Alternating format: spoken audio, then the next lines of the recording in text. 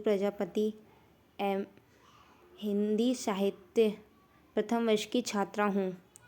मेरा व्याख्यान का विषय है वक्रोक्ति सिद्धांत, कुतक और क्रोचे। वक्रोक्ति का अर्थ। वक्रोक्ति दो शब्दों के मेल से बना है, वक्र प्लस उक्ति। इस प्रकार वक्रोक्ति का सामान्य अर्थ है टेढ़ी उक्ति। लोक व्यवहार में इसका सामान्य अर्थ है भाग, छल, हास परिहास के लिए की गई व्यंग विनोदपूर्ण बात है, लेकिन साहित्य के क्षेत्र में इसका विशिष्ट अर्थ है। साहित्य के क्षेत्र में इसका अर्थ है किसी भाव की सीधे सपाट शब्दों में ना कहकर घुमा फिराकर सुंदर ढंग से अभिव्यक्त करना। सामान्य शब्दों में वक्रोक्ति वह अभिव्यंजना शक्ति है जो सामान्य कथन को आकर्षक और चमत्कारपूर्ण बना देती है। वक्रोक्ति सिद्धांत भारतीय काव्यशास्त्र का एक महत्वपूर्ण सिद्धांत है। वक्रोक्ति सिद्धांत के प्रवर्तक आचार्य कुतंग थे।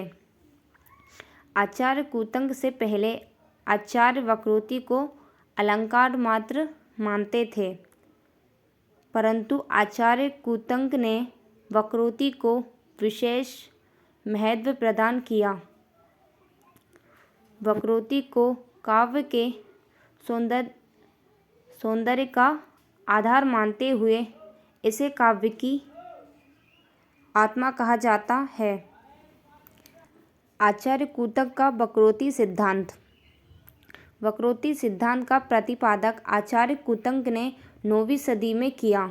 उन्होंने अपने ग्रंथ वक्रोक्ति जीवितम में इस ग्रंथ का प्रतिपादन किया। उन्होंने वक्रोक्ति को काव्य की आत्मा कहा।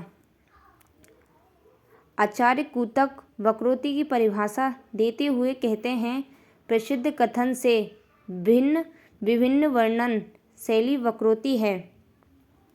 वह विचित्र का अर्थ वेद चारुता से लेते हैं।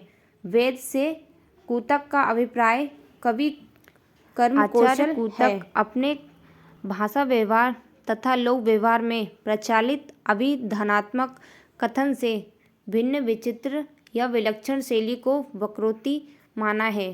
प्रतिभा संपन्न कभी कभी अपने कौशल से यह विचित्रता देता या विलक्षणता उत्पन्न करता है। आचार्य कुतंग ने वक्रोक्ति के सहृदयकरणी गुण पर बल दिया है। आचार्य कुतंग वक्रोक्ति जीवितम में काव्य की परिभाषा देते हुए कहते हैं, कवि विद्वानों को आनंदित करने वाले विचित्र कवि व्यवहार से सुशोभित व्यवस्थित शब्द और अर्थ मिलकर काव्य कहलाते हैं। वक्रोक्ति सिद्धांत का अन्य सिद्धांतों से संबंध। भारतीय काव्य सिद्धांत में रस सिद्धांत अनुभूति अथवा भावना पर आधारित है और अलंकार सिद्धांत कवि कल्पना पर आधारित है। वक्रोक्ति सिद्धांत का संबंध इस दृष्टि से अलंकार सिद्धांत से है।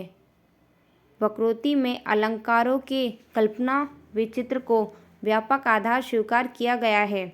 यह कल्पना का कर्तव्यनिष्ठ है, सहृदय नहीं। ध्वनि तथा वक्रोक्ति की कल्पना का कर्तव्यनिष्ठ है, अतः ध्वनि का दृष्टिकोण व्यक्तिपरक है और वक्रोक्ति का वस्तुनिष्ठ।